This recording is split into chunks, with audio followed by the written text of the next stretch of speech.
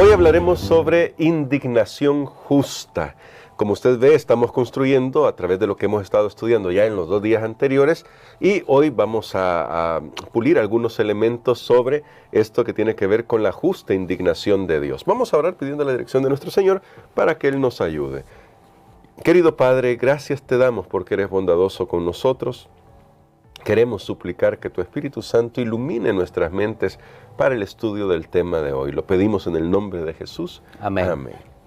Para este día, Pastor Dani Perla, me gustó mucho porque creo que con esto desmontamos, el día de hoy vamos a desmontar un mito muy extendido que sea que lo expresemos verbalmente o no, está ahí.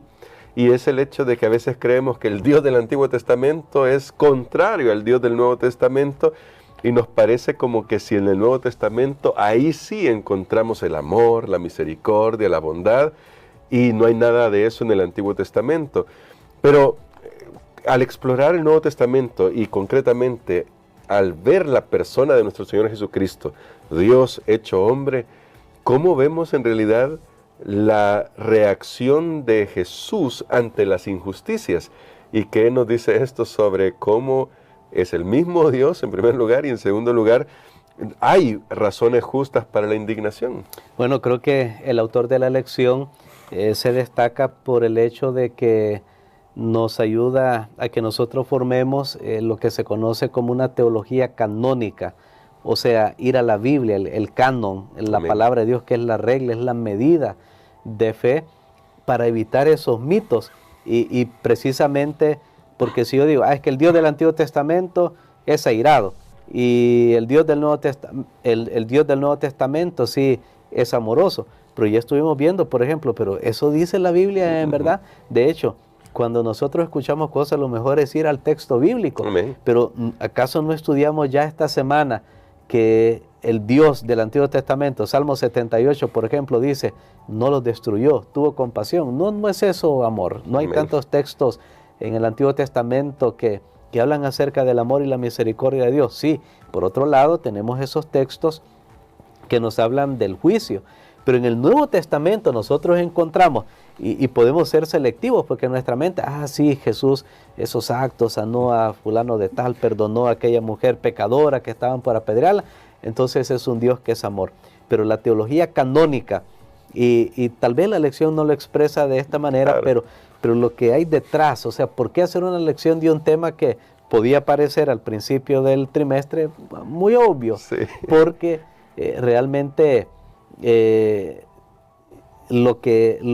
la base o lo que sustenta esto es ponernos a nosotros en contacto con la palabra de Dios para encontrar la respuesta en la palabra de Dios. Y Amén. precisamente en este tema vemos que Jesús, quien es Dios, que se hizo hombre, manifiesta las características de Dios como son expresadas en el Antiguo Testamento, porque Dios es un Dios consecuente. Él no es una cosa en un tiempo y otra cosa en otro tiempo, no. Su actuación es a lo largo de la historia. Para nosotros, que la historia tiene comienzo y final, Claro. pero a lo largo de la eternidad, la actuación de Dios siempre será la misma. Él es consecuente con lo que Él hace y actúa de una manera imparcial. Pero entonces, ¿qué vemos nosotros? Jesús, hay ocasiones que ese Jesús que decimos, sí, perdonó a esa mujer pecadora, sí, también Él sanaba a los enfermos, pero hay ocasiones que la Biblia menciona acerca de la indignación de Jesús, sí, o del enojo de Jesús, y me llama la atención que no siempre son las cosas por las cuales nosotros nos podríamos molestar, porque nosotros tal vez nos molestamos cuando es algo que nos afecta a nosotros directamente, pero si afecta a otro, ahí no.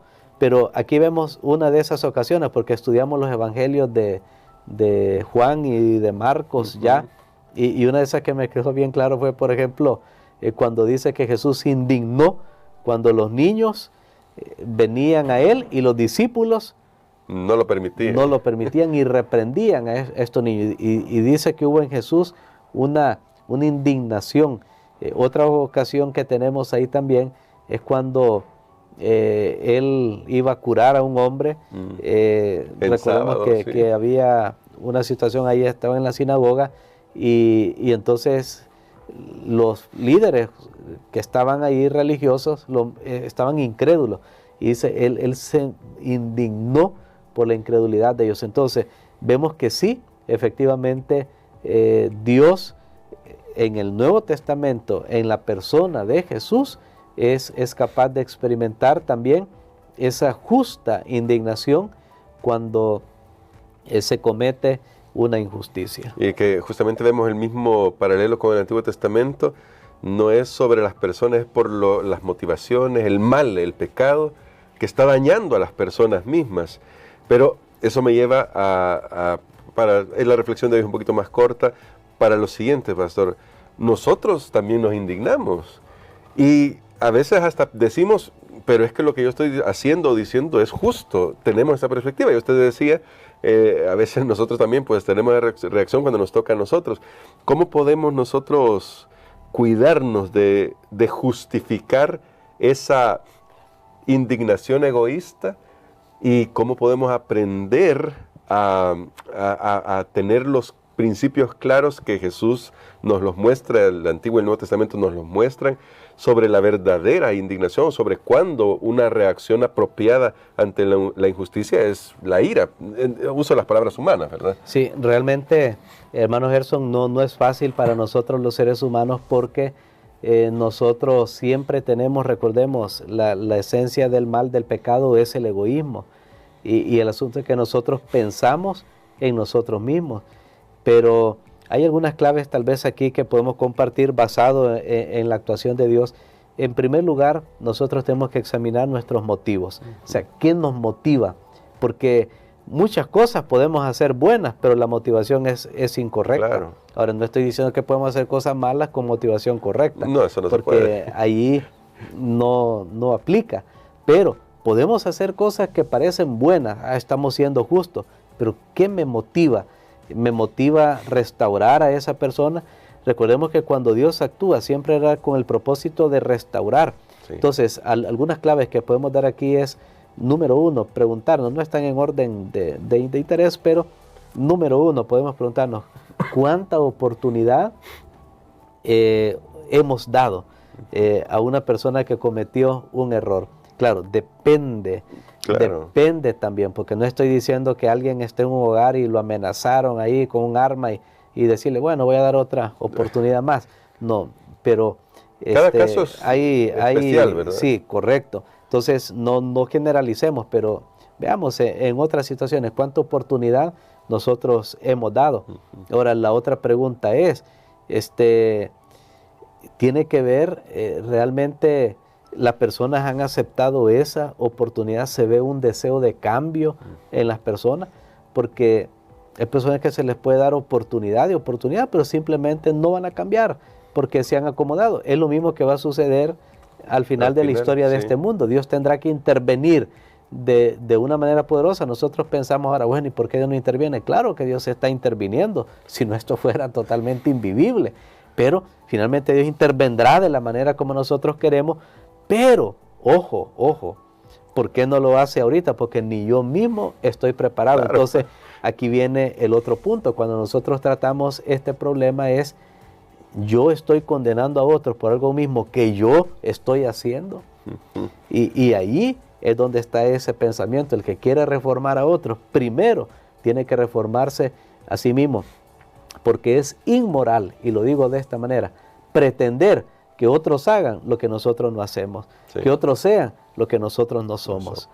Entonces, eso no es moral, exigir, no, tú tienes que ser correcto y todo. Yo no, para mí hay excepciones. Y sabe que en la vida cristiana, especialmente muchas veces en los líderes, podemos pensar, estoy hablando aquí líderes de locales, de iglesia y todos claro. Aquellos que somos líderes, es pensar que para nosotros sí hay excepciones. Y nos molestamos que alguien, bueno, como el rey David, sí. Cuando llegó Natán, ¿verdad? Y le dice, mira que allá una persona se indignó justamente. Le robó una corderita, alguien era la única y él tenía un montón. Y David, su sentido de justicia, era el sí. Rey.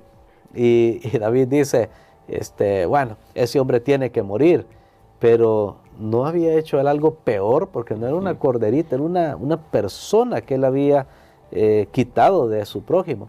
Y él entendió eso cuando el profeta le hizo ver, tenemos mucho cuidado, que también nosotros estemos molestos por algo que nosotros mismos estamos haciendo, pero que pensamos que nosotros sí tenemos el derecho, pero que los demás no.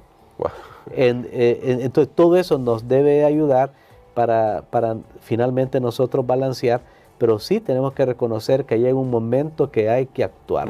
Y yo voy a decir algo aquí, hermano Gerson. Cuando una persona permite que Dios le guíe, y hay todo eso, oportunidades, hay chance para cambio, para restauración, pero luego hay un momento que Dios dice, no, ya no más, y entonces actuamos, porque hay un momento también de establecer justicia, porque las injusticias se están acumulando, y entonces Dios le va a dar paz cuando usted toma una decisión. Y ahí es la prueba, no hay esa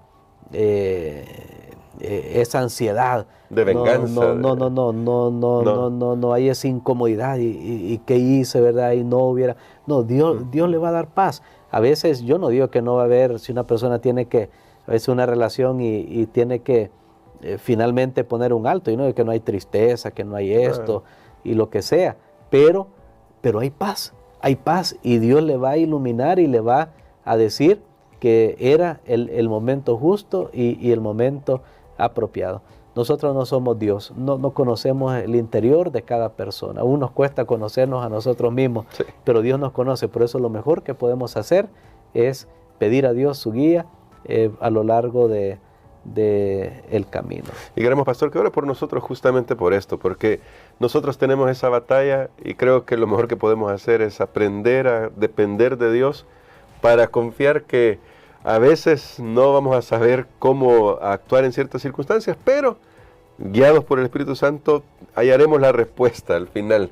Pero ore por nosotros, pastor, por esto, para que el Señor nos dé esa sabiduría, esa paz, para poder vivir los principios del cielo. Amén. Padre, gracias te damos, Señor, porque tú eres un Dios que nos muestra en la persona de Jesús que también es necesario que nosotros defendamos a otras personas de las injusticias. No hacerlo por un deseo de venganza, sino que hacerlo, Señor, porque tu amor, que es también la base para actuar apropiadamente contra el mal, nos impulsa. Ayúdanos, Señor, porque nuestra visión es muy limitada y no entendemos, no conocemos todo lo que tú ves.